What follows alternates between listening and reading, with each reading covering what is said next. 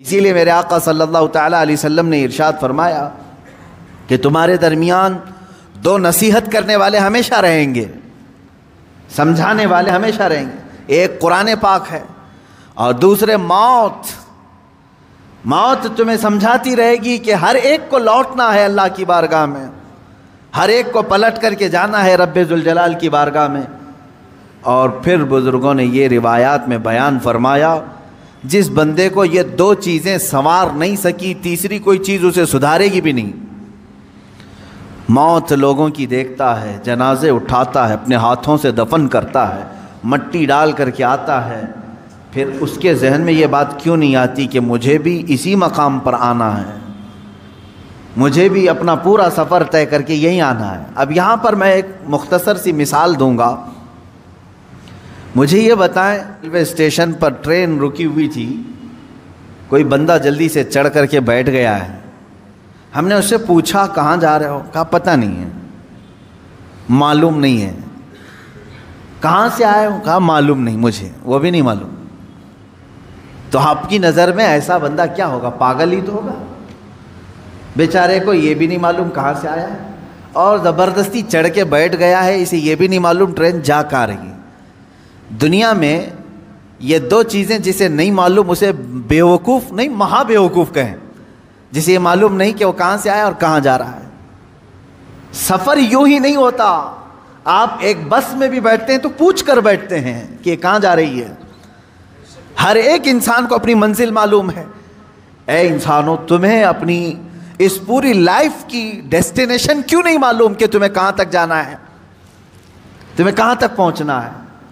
ایک بات تو قرآن نے ہمیں بتا دیا ہے کہ ہم آئے کہاں سے تھے؟ جنت سے آئے تھے، کیونکہ ہمارے باپ کا وطن ہے جنت، آدم علیہ السلام وہاں رکھے گئے تھے، وہ اتارے گئے دنیا میں، یہ ایک لمبا سفر طے کیا، ہم دنیا میں آئے ہیں جنت سے، ہماری روحیں جنت سے آئی ہیں، ہمیں ہمارا اوریجن تو معلوم ہے کہ کہاں سے آئے ہیں، لیکن اکثر یہاں بھول گئے، غلط ٹرینوں میں چڑھ گئے، انہیں معلوم ہی نہیں ہے جانا کہاں ہے۔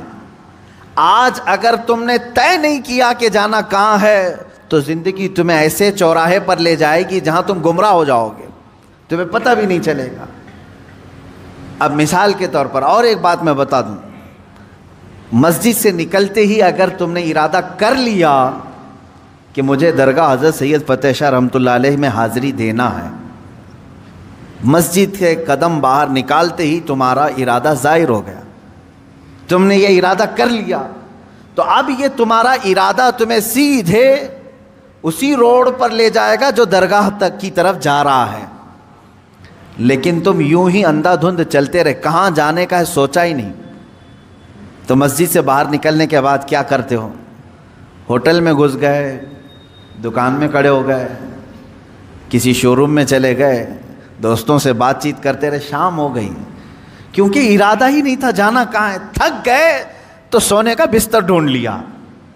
اتنا ہی ہوگا تمہاری لائف میں بھی، یہی ہے میرے عزیز، زندگی اسی طرح ہے کہ تم نے اگر آج طے نہیں کیا کہ ہمیں جانا کہاں ہے تو اسی طرح بھٹکتے رہو گے، کبھی پان کی دکان، کبھی ہوٹل کی چائے کی کٹے، اور یہ تمام چیزیں تو ٹھیک ہے، لیکن انسان ایسا بھٹکتا ہے کہ اسے پتہ ہی نہیں چلتا کہ مجھے کس جگہ پر کھڑا ہونا ہے۔ آج یہ طے کر لو کہ میری منزل اللہ کی جنت الفردوس ہے۔ جب تم نے یہ طے کر لیا تو تمہارا یہ ارادہ ٹھیک تمہیں اسی راستے پر چلائے گا۔ انسان کا مضبوط ارادہ اسے اس کے راستے پر لے آتا ہے، اللہ کی ہدایت بھی ہو، لیکن سوچا ہی نہیں، کبھی آج تک سوچتا ہی نہیں میں کہ مجھے جانا کہاں ہے، یہ معلوم نہیں۔ پوچھو پکڑ کر کے کسی کو، روزانہ صبح ہو رہی ہے شام ہو رہی ہے، صبح ہو رہی ہے شام ہو رہی ہے، زندگی کا سفر کٹ رہا ہے، یہ کہاں تک جائے گا؟ اکثر تو یہ کہیں گے جیسے چل رہا ہے چلنے دو، ہمیں کیا معلوم کہاں تک یہ زندگی لے جائے گی۔ میرے عزیزو، زندگی کہاں لے جائے گی؟ تم اسی طرح پنچر گاڑی میں بیٹھو گے تو پتہ نہیں کہیں پر بھی ٹائر پھٹے گا، اور ایسے ہی ہوتا ہے جیسے آپ یہاں سے نکلے اور ڈیسٹینیشن معلوم نہیں تھا، زندگی بھر گھومتے رہے اور جب تھک گئے تو قبرستان میں سو گئے، تمہیں اٹھا کر کے سلا دیا گیا، ہو گئی زندگی ختم ہو گئی. لیکن وہ بندہ جسے اپنا ڈیسٹینیشن معلوم ہے، جسے اپنی منزل معلوم ہے، جسے اپنا گھر معلوم ہے، وہ بھٹکتا نہیں، اسی راستے پر چلتا ہے. میرے پاس ٹائم کم ہے، مجھے جانا یہاں تک ہے. وہ تیزی سے دوڑتا ہے، یا سواری ملے تو اس پہ سواری پہ بیٹھ جاتا ہے. اب مجھے یہ بتائیں، تمہارے آپ کے ارادوں میں یہ ہے کہ یہاں سے مجھے اجمیر شریف جانا ہے، آپ کے پاس فقط 2 دن کا وقت ہے، آپ کوئی انتظام نہیں تھا، پیدل ہی نکل پڑے. تھوڑی دیر کے بعد دوڑنے لگے کہ نہیں 2 ہی دن کا ٹائم ہے، جلدی پہنچنا ہے. اس کے بعد پھر کوئی بیل گاڑی آئی، اس میں چڑھ گئے، جا رہی ہے یہ مجھے جہاں تک لے جائے، مجھے فاسٹ ہونا ہے. تھوڑی دیر کے بعد کوئی بائک والا آیا، وہ لے کے گیا. تھوڑی دیر کے بعد بس آئی، اس میں چڑھ گئے. تھوڑی دیر کے بعد ٹرین مل گئی، اس میں چڑھ گئے. یعنی آپ اس راستے پر ہر فاسٹ جانے والی چیز کو ڈھونڈ رہے ہیں اور بڑھتے جا رہے ہیں، کیونکہ 2 دن کا ٹائم ہے. اور بڑھتے بڑھتے اتنی تیزی سے پہنچ گئے کہ وقت سے پہلے آپ اجمیر معلیٰ پہنچ گئے. یہ زندگی کی دوڑ ہے. میرے عزیزو، تمہارے لیے اگر جنت کا فیصلہ ہو چکا ہے آپ کے ذہن میں کہ مجھے جانا وہیں پر ہے، تو میں یہ بتاتا ہوں زندگی بہت شارٹ ہے تمہارے پاس، بہت مختصر ہے، بہت تیزی سے تمہارے دن گزر رہے ہیں. تمہیں لوٹایا جائے گا اللہ کی بارگاہ میں، اور اس راستے پر تم تیزی سے چلو، اس لیے کہ ٹائم کم ہے. اور جنت کا ٹکٹ کسے ملتا ہے یہ بھی بتا دیا گیا ہے. تمہاری نمازیں کمپلیٹ ہوں، جلدی سے اس کی طرف توجہ کر لو. تمہارے روزے باقی نہ رہیں، اس کی طرف لگ جاؤ. تمہاری زکوٰۃ کوئی قضا نہ رہ جائے، اس کی طرف لگ جاؤ. حج اگر فرض ہو چکا ہے تو فوراً چلے جاؤ، اس لیے کہ وقت تمہاری زندگی میں بہت کم ہے.